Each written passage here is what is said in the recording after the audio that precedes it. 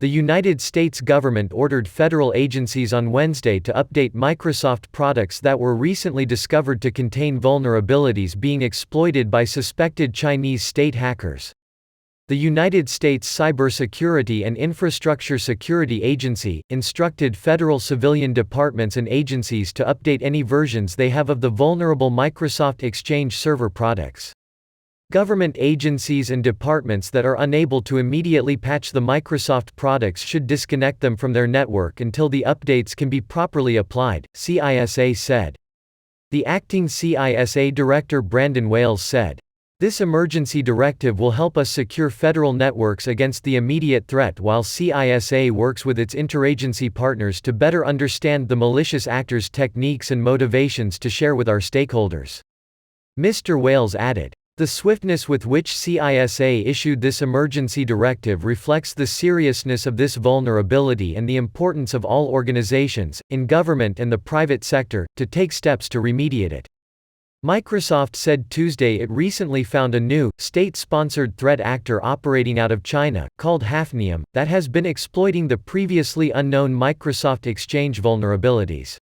Tom Burton, a corporate vice president from Microsoft, said the attack enabled access to email accounts, and allowed installation of additional malware to facilitate long-term access to victim environments.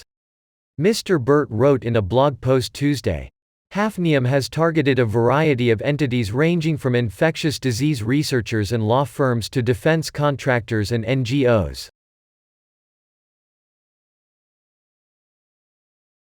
Republicans on the House Oversight and Reform Committee labeled the border a crisis and demanded Thursday that the panel hold a hearing to explore the Biden administration's troubled handling of the situation.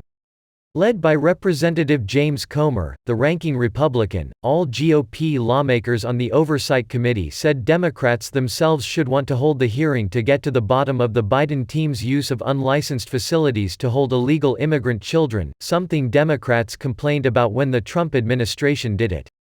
The lawmakers wrote to Representative Carolyn Maloney, New York Democrat and chair of the panel. This committee must schedule a hearing to conduct oversight of the welfare of migrant children being held in these container facilities. The committee should also examine the Biden administration's plan for reducing the overall numbers of unaccompanied children arriving illegally at the southern border, as well as its plans for handling the current surge. The Republicans last month also requested a hearing to examine school closures in the United States amid the coronavirus pandemic. In the new letter, they said, "Both American children and migrant children are in crisis." Left without the majority in either chamber, Republicans have few avenues to get answers from a Biden team that Democrats have every incentive to protect from tough questions. In the last week, the Oversight Committee has pursued probes into Texas's energy situation after last month's deep freeze, the SolarWinds hack and Homeland Security's use of commercially available data to track down illegal immigrants for deportation. No hearing has been scheduled on the border situation. White House officials have rejected labeling the border surge a crisis, instead calling it a challenge they believe they are prepared to meet.